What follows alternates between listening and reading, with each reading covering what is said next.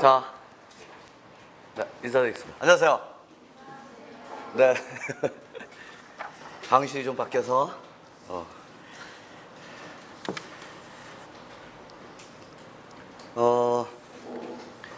OT를 잠깐 하고 그다음 본격적으로 좀 수업을 진행하겠습니다.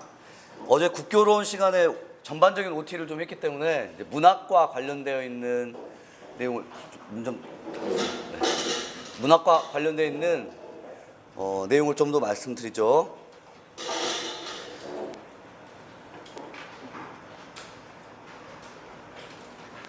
작년에 시험을 치르고 난 이후에 보통 시험을 치르고 난 이후에는 바로 어떤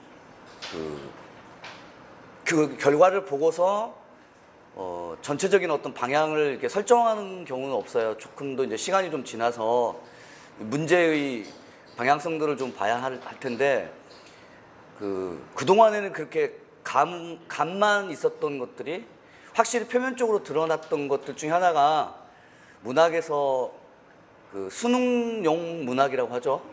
소위 말해서 지식이 필요 없는 거죠. 그러니까 지식형과 수능형으로 나누면 그동안의 인고 문제들이 주로 교사로서의 자질과 능력들을 검증하기 위하여 필요한 문학적 지식이나 문학 개념들이 있었다면 작년에는 그와 같은 문학 지식이나 문학 개념을 많이 요구하지는 않았단 말이에요. 예를 들자면 1930년대의 문학적 경향과 관련하여 뭐 이런 기출 문제들이 그동안 이제 4년 동안 문학 가운데서 한 문제 정도 나왔을 정도이고, 이제 작년에는 특히나 수능형 문학들이라고 부를 수 있을 만한 것들이 나왔죠. 대표적인 게 여기 오리엔테이션 자료의 마지막 부분이죠. 마지막 부분에 붙어 있는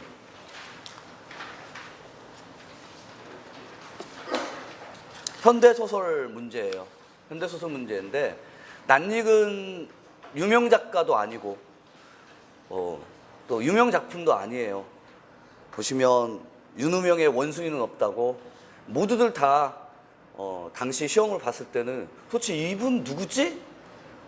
도대체 이 작품 뭐야? 라고 하는 일단 생각이 들었을 거예요. 비영소설형에 또 위치하고 있어서 지문이 좀 길어요 또. 그런데 여기서 보시면 문항이라고 발문이라고 표현을 하죠. 그 발문 자체도 학습 목표가 주어진 상태에서 지도 내용과 활동 과제를 요구하거나 아니면 이러저러한 출제자의 의도를 띄고 있는 발문들이 아니에요. 이 발문은 그냥 보기를 참조해서 작성 방법에 따라서 소설하시오. 발문이 그래요. 그래서 여기서 발문은 그냥 작성 방법에 따라서 소설하면 돼. 그리고 이제 작성 방법을 보니까 작성 방법도 여러 조건, 예를 들자면 앞에 동그라미가 한 2개 정도 붙어 있어야 돼. 작성 방법이라고 하는 거. 그리고 동그라미 2개가 붙어 있는 것은 4점짜리라면 2개의 작성 방법에 하나의 작성 방법에 조건이 몇 개 이렇게 붙어 있어야 되는데, 여기는 그냥 작성 방법이 한 줄이야, 한 줄. 한 줄인데 여기가 이제 쉼표로 이렇게 구분이 되어 있어요. 근데 이 한 줄로 쉼표로 구분되어 있는 이 작성 방법 읽어보시면 오쪽에 마지막 파트죠. 서사 구조상 그곳이라고 하는 공간 특성, 쉼표. 그다음 그곳에서의 인물이 느낀 감정과 그 이유, 쉼표. 그다음 그리고 그곳에서 유발된 인물의 인식 변화를 작품에 나타난 표현을 활용해서 소설하세요. 이것마저도 디테일하게 조건을 좀 보셔야 돼. 딱 이 작성 방법을 봤을 때 기존에 우리가 익숙했던 작성 방법이 나눠진단 말은 조건이 이렇게 2-3개로 이제 부여되는 건데, 여기는 그냥 한 줄로 그냥 작성 방법이고 모여서 그냥 쉼표로만 지금 되어 있어. 근데 이 쉼표로 되어 있는 것들이 따지고 보자면 공통적인 게 있는데, 처음에 발문에서 요구했던 그곳의 의미를 작성 방법에 따라서 소설한 것처럼 작성 방법 자체에서도 일단 그곳의 공간 특성, 그 다음 그 공간에서 인물이 느끼는 감정과 이유, 그리고 그곳에서 유발된 인물의 인식 변화, 이런 문제는 4년, 5년 동안 뭐 2년 3년 동안 소위 말해서 인고 재수하고 삼수하고 이러신 분들은 상당히 이렇게 당황하셨던. 그리고 이제 초수생들은 할 만한 문제 말은 이 문제를 풀기 위해서 동원되어야 할 현대 소설에 관련된 개념과 지식들을 전혀 요구하지 않는다. 1980년대의 문학사적인 지식도 없고, 그렇다고 서사갈래의 기본적인 개념인 뭐 예를 들면 인물의 성격, 갈등의 진행과 해결 과정, 시점과 서술, 이와 같은 문학적인 개념조차도 이 안에 통용되지가 않아요. 그냥이에요. 그냥 지문 읽고 찾아주세요. 특히나 마지막 작성 방법에서 작품에 나타난 표현을 활용해서 소설할 것을 요구했으니까 결국에는 그 대목을, 단서를 위에서 찾아서 인용만 해주십니다. 인용. 이런 문항을 맞닥뜨려서 저는 상당히 뭐라고 할까, 당황했어요. 저는 당황했어요. 이거 공부하신 분하고 안 하신 분과의 변별력이 있을까? 이런 생각이 들고, 공부를 좀 하셨던 분들이라면 이런 식으로 하지는 않으셨을 텐데, 그런 생각이 들고, 이 문항을 잘 푸시는 분들은, 해결하시는 분들은 누구지? 일단 초수. 그 다음 기간제 교사나 학원 강사들. 이유가 뭔지 아세요? 수능 문제 풀이를 해줬던, 또는 뭐 중학교라면 서답형 문항 풀이를 좀 해줬던 그 문제예요. 너무, 그래서 지식을 요구하지 않았다. 그렇다고 어떤 개념이 있어요.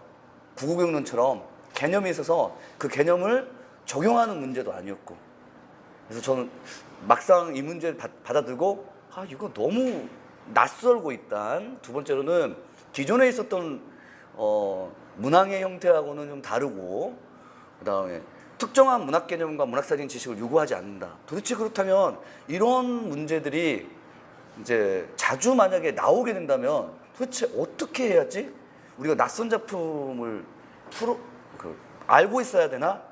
그건 아니에요. 그 방법은 아니에요.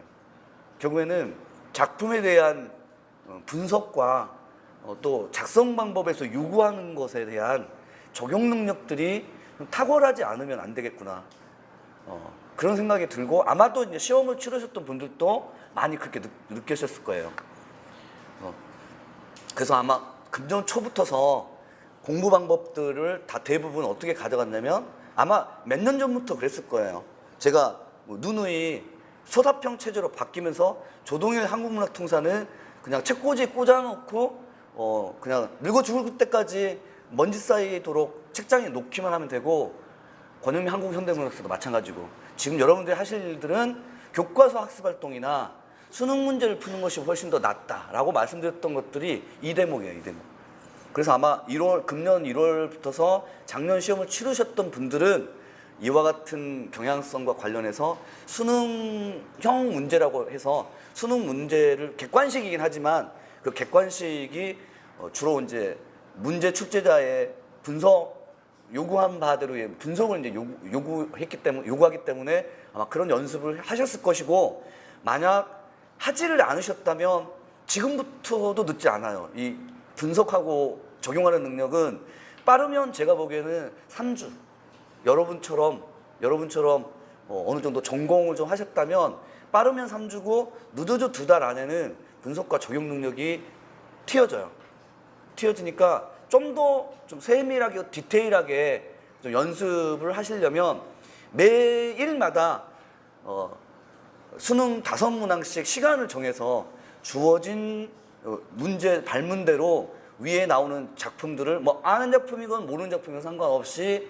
계속 분석을 하세요. 이때 분석은 그냥 문제를 푸는 거예요.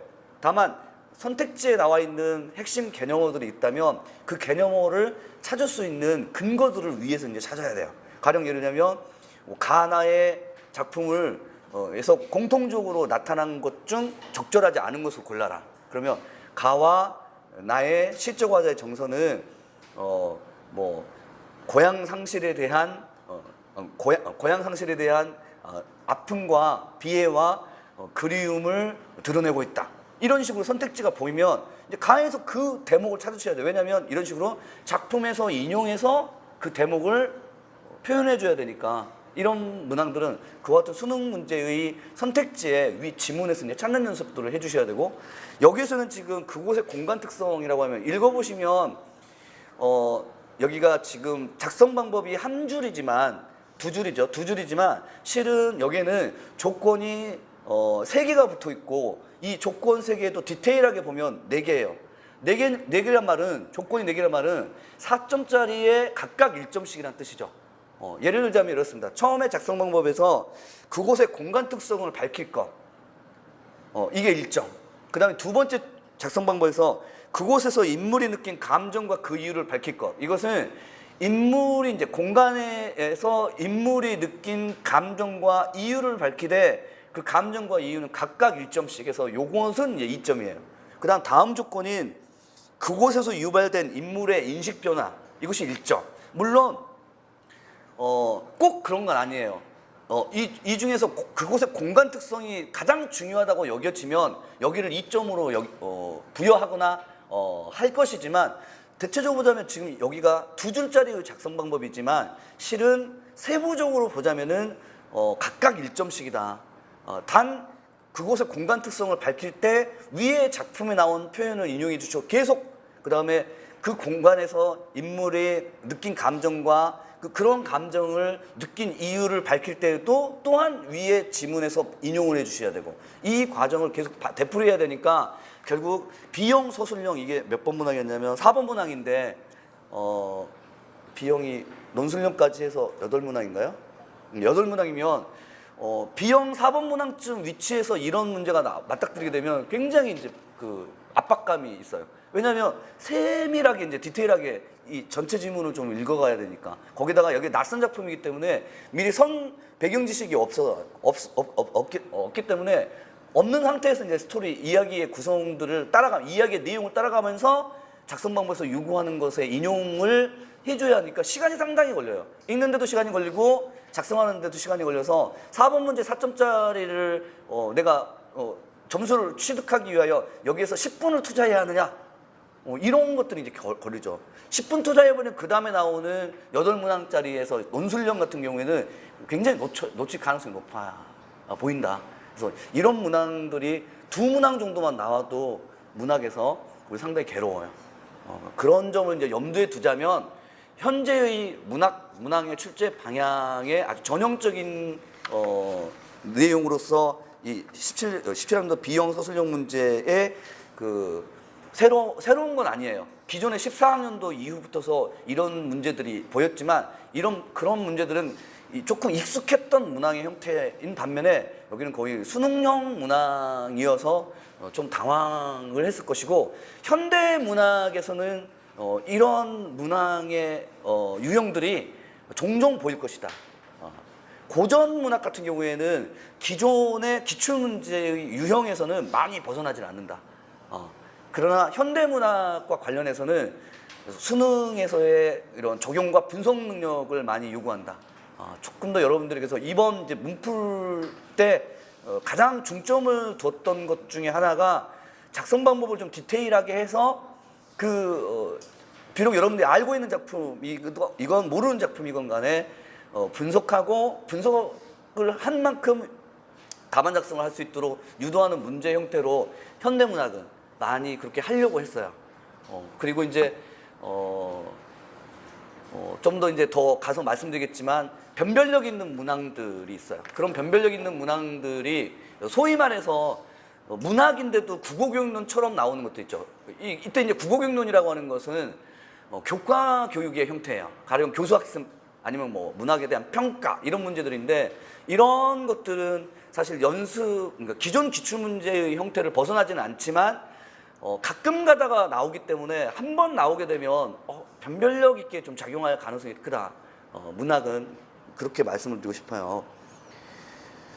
그래서 일쪽 부분의 뉴스타트를 위한 점검 및 조정에서 일단은 출제자의 의도를 파악하는 연습을 좀 많이 하시라고요. 그래서 되도록이면 저의 문제에 실려 있는 작품 보기 자료에 보고 분석하고 적용하는 능력들을 많이 키우셔야 되고, 그 다음에 이제 교과 교육 문제를 해결하기 위해서, 이거는 나올 수도 있고 안 나올 수도 있어요. 교과 교육 문제라고 하는 것은, 그러니까 말하자면 내용과 형식의 유기적 연관을, 뭐 작품에 나타난 내용과 형식의 유기적 연관을 통하여 작품을 감상할 수 있다라는 학습 목표로, 이런 식이에요. 그런 식의 이제 교과 교육 문제가 나오게 되면, 그런 교과 교육 문제는 그 학습 목표가 주어진 상태에서 지도 내용이나 활동 과제를 물어볼 수 있어요. 문학에서는 이제 활동 과제를 구안하고 구안된 활동 과제의 의의를 묻는 문제라든가, 아니면 이 학습 목표에 따라서 이 작품을 분석하는 그러한 활동 과제를 주고 예시 답안을 요구한다든가, 작년에 한국 문학의 전통과 특질이라고 하는 학습 목표를 가지고 활동 과제가 나오고 논술형에 예시 답안을 요구하는 형태. 그런데 작년에 논술형 문제에서 나왔던 것은 그야말로 전형적인 교과 교육의 문제는 아니고, 그냥 한국 문화의 전통과 특질 가운데 하나인, 뭐 예를 들자면 뭐 신명, 해학과 풍자, 자연 친화, 이런 테마들을 중심으로 해서 자연 친화를 중심으로 한 작품들을 묶어서, 고전시가하고 현대시를 묶어서 활동 과제에 대한 답을 요구했는데, 그 활동 과제마저도 무슨 특정한 지도 내용과 지도 내용이 필요한 것은 아니었고, 그냥 활동에서 요구하는 대로 분석만을 요구했어요. 그래서 거기에서는 활동이 곧 작성 방법이었어요. 사실은 활동이 곧 작성 방법이어서 그렇게 교과 교육 문제는 아니었다. 하지만 이제 교과 교육 문제는 문학 교육 과정에 있고, 그 문학 교육 과정에 성취 기준이 있으며 학습 목표가 제시되면 지도 내용을 제시하라든가, 아니면 지도 내용이 있는 상태에서 활동 과제를 구안해서 이 활동 과제가 가지고 있는 의의가 무엇이냐, 이런 식의 이제 교과 교육 문제가 있을 수 있어요. 그거는 뭐 2년에 한 번, 3년에 한 번 나올까 말까 한 거지만, 나오게 되면 문학 교육 과정을 알고 계신 분과 모르신 분들의 차이점이 분명히 드러날 거예요. 이거는 말하자면 현재 4학년생이나 아니면 그러니까 현재 4학년생이죠. 현재 4학년생이나 아니면 초수 같은 재수생들, 문학 교육 과정을 공부하지 않으셨던 분들, 작품은 좀 많이 알고 있는데 문학 교육 과정을 공부하지 않으셨던 분들은 작품을 알고 있는데 도대체 이 학습 목표를 들어본 적이 없고, 그 학습 목표에 따라서 지도 내용과 활동 과제를 구안하라고 하는 자체가 좀 당황스러울 수 있어요. 그런 교과 교육의 문제를 해결하는 것도 관건이다. 그래서 이번 7, 8월 문풀 때도 마찬가지, 교육과정의 성취 기준 및 지도 내용에서 활용된 어떤 개념, 이런 것들을 중심으로 해서 좀 살펴보고자 한다. 이 이제 개념들 가운데서는 우리가 전통적으로 알고 있었던 문학 개념들이 있어요. 예를 들면 기출문제에서 나왔던 상징이 나오죠.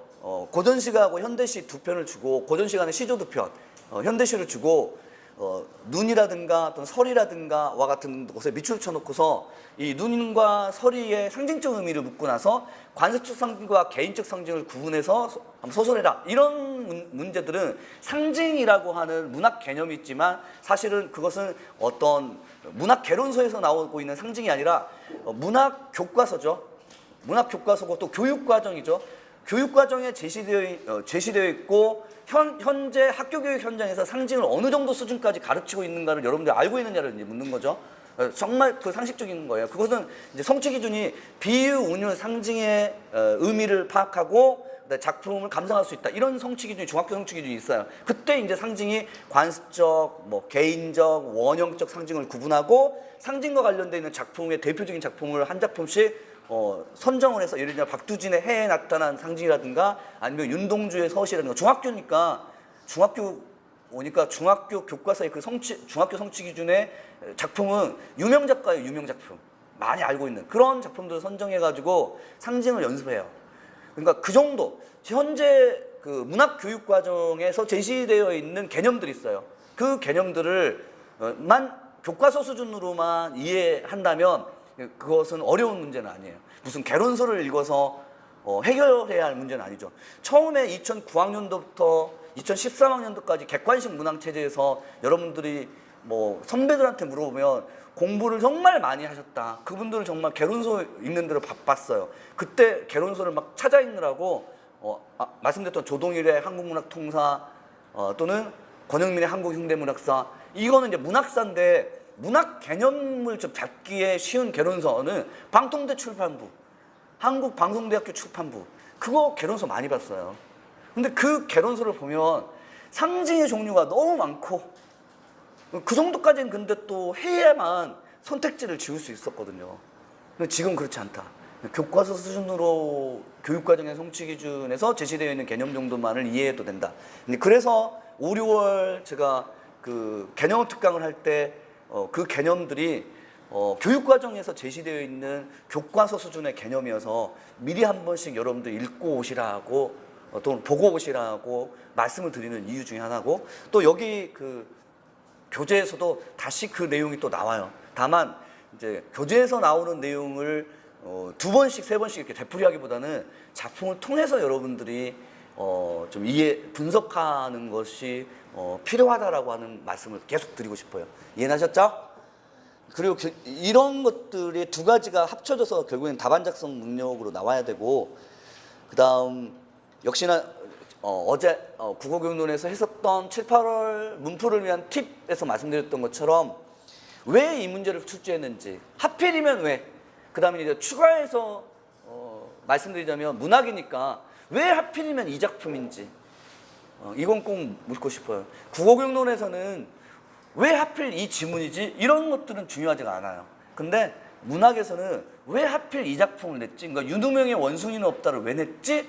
이런 걸 한번 물어보시면 돼요. 그리고 윤후명의 원숭이는 없다 해서 물어봤던 조건 하나가 그곳의 공간적인 특성인데 왜 냈지? 이걸 물어보시면 이건 일종의 서사갈래의 가장 중요한 요소들, 하위 요소들이라고 하죠. 보통 서사갈래 하게 되면 갈등의 진행과 해결 과정, 시점과 소설, 주제와 배경, 이 세 가지가 학교교육 현장에서 또 교육과정에서 제시되어 있는 가장 중요한 갈래의 내적 요소고, 이 중에서 그곳의 공간적인 특성은 배경이에요, 배경.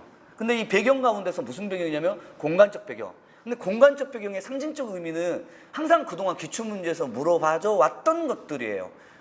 예를 들면 소재의 상징적 의미 또는 공간적 배경의 상징적 의미, 그런 것들은 가령 뭐 손창섭의 비 오는 날에 비가 내리는 그 시간적인 배경과 그 다음에 그 허물어질 듯한 낡은 목조 건물의 공간적 배경, 뭐 메밀꽃 필 무렵에서 달밤에 흐드러지게 피어있는 메밀꽃 밭의 시간과 공간적 배경, 이런 것들은 교과에서 흔히들 볼 수 있는 것들이고, 또 수능 자습서를 읽어보시면 정말 중요한 포인트들이고, 또 여기서 나오는 윤후명의 그곳의 공간적 특성은 기존에 나왔던 작품과의 연관성이 있는데, 그게 뭐냐면 무진기행에서 무진처럼 뭔가 일상 공간, 그러니까 자신이 살고 있었던 공간을 떠나는, 여기서 서사구조라고 하는 표현을 썼어요. 이 서사구조라고 하는 건 플롯인데 그 플롯 구성 방식이 여러형 서사구조에서 원점 회귀형이라고 해서 처음 떠나왔던 공간으로 다시 회귀하는 서사구조를 가지고 있어요.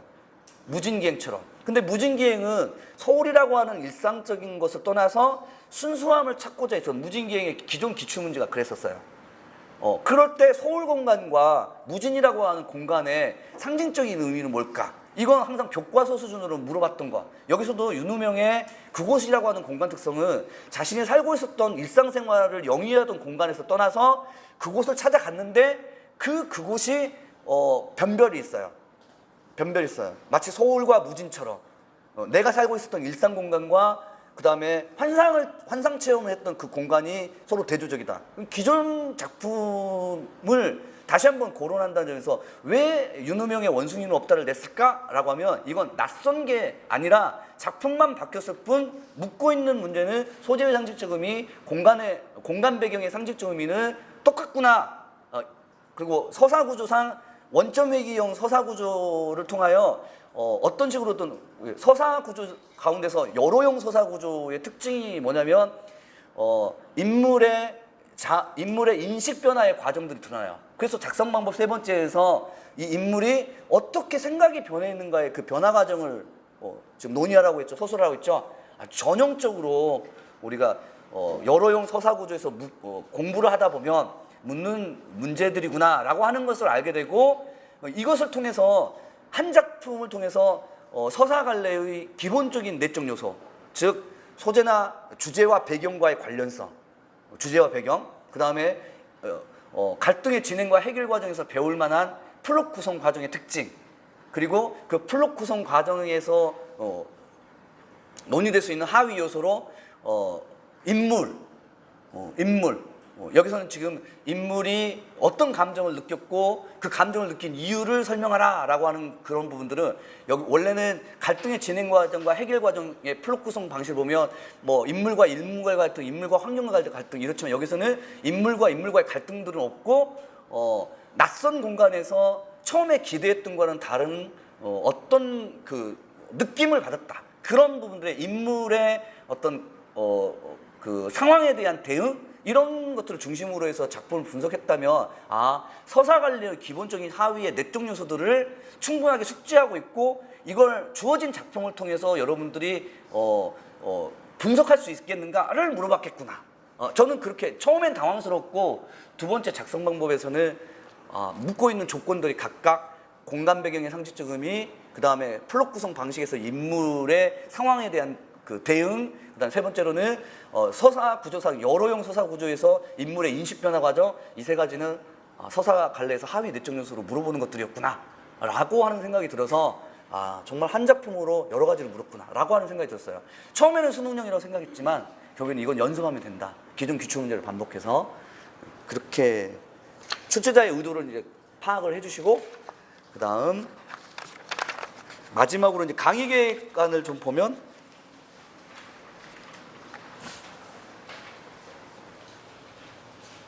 여기도 어제 국어교육론에서 설명드렸던 것처럼 예습을 많이 하셔야 돼요.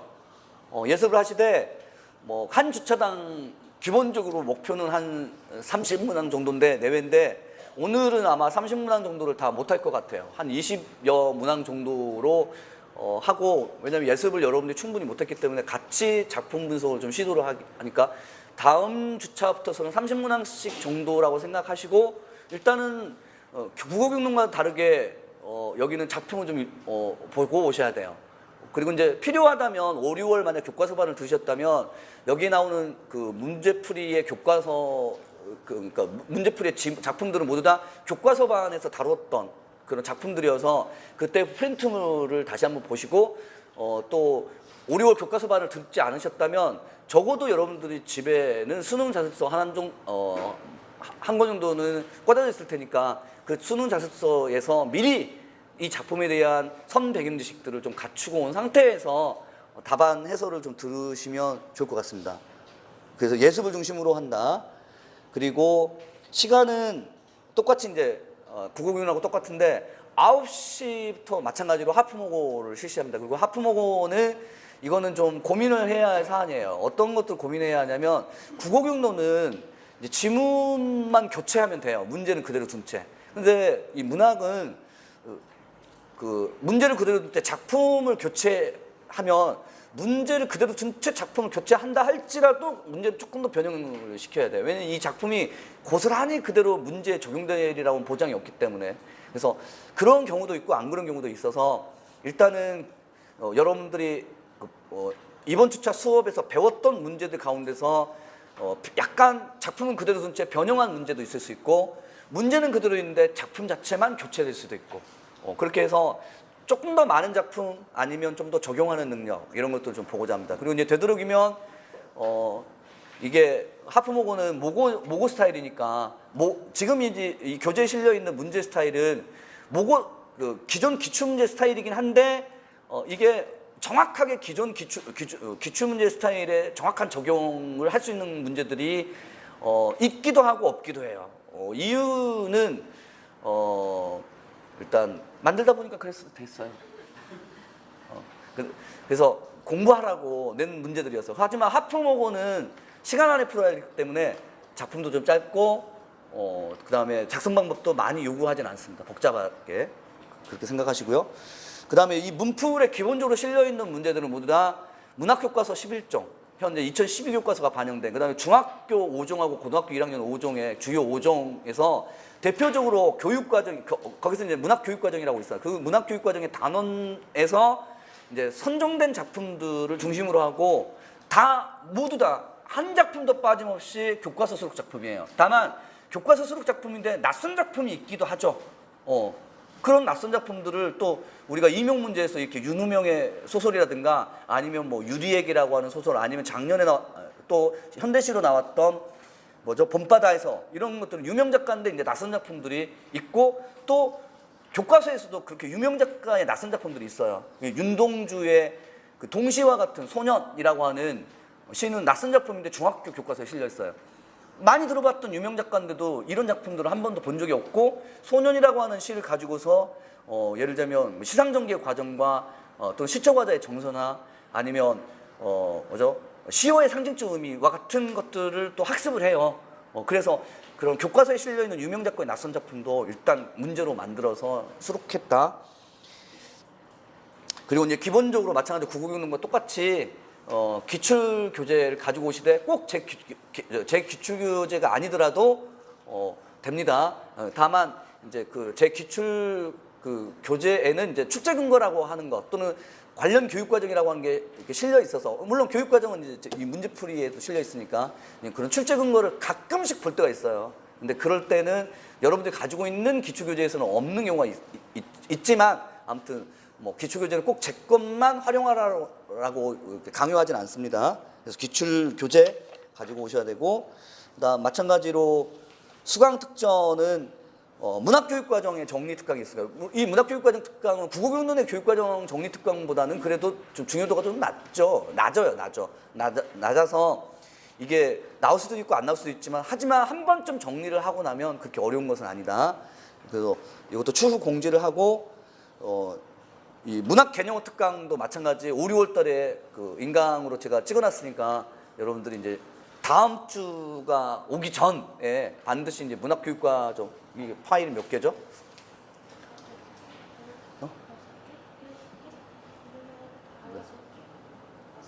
6개, 몇 시간짜리죠? 1시간인가요? 하나 파일 하나당? 그 정도 시간 투자하면 되니까 한 6, 7시간 정도를 투자하셔서 한번 듣고 오세요. 문학개념어 특강. 그러면 지금 현재 교과서 수준, 그러니까 현재 학교 현장에서 활용되고 있는 문학 개념들이 무엇이고 그 개념들을 어떻게 작품에 적용해야 하는지 이제 미리 선 배경 지식을 좀 쌓고 오시면 되고 여기에서는 이제 수업 시간에는 그 문학 개념을 다시 한번 확인만 하지만 문제 그냥 바로 적용하는 것들을 이제 같이 해보겠습니다. 그리고 이제 주차별 강의 일정은 마찬가지로 휴강이에요. 언제냐? 8월 첫 주자. 근데 목요일 반은 국어교육론 반은 그 9주 수업이 나와서 한 주 목요일 수업을 쉬어도 보강을 안 해도 되는데 문제는 이 금요일 반은 8주 수업이기 때문에 8월 첫 주자를 쉬어버리면 보강이 좀 필요해요. 그래서 어쩔 수 없이 여러분들에게 좀 사과의 말씀을 드리고 보강을 좀 합니다. 그래서 그 보강 시간은 8월 마지막 일요일 8월 27일. 그러니까 8월 달에는 8월 25일 금요일 날 수업을 들으신 다음에 8월 27일 일요일 날 수업을 들으시고 그 다음에 조금 8월 31일인가 8월 30일 날 국교론으로 이제 이렇게 종료가 됩니다. 원래 문학으로 종료가 되는데 그 패턴이에요. 뭐 좀 어이가 없으세요? 저는 뭐 이 정도도 괜찮을 것 같은데. 그리고 이제 되도록이면 7월 안으로 교육과정 정리특강을 좀 끝내기로 하되 다만 이제 5, 6월 교과서반을 들으신 분들은 아직 뭐 기대 차이 있으시겠지만 4개년 기출해설 특강이 아직 마무리가 안 됐어요.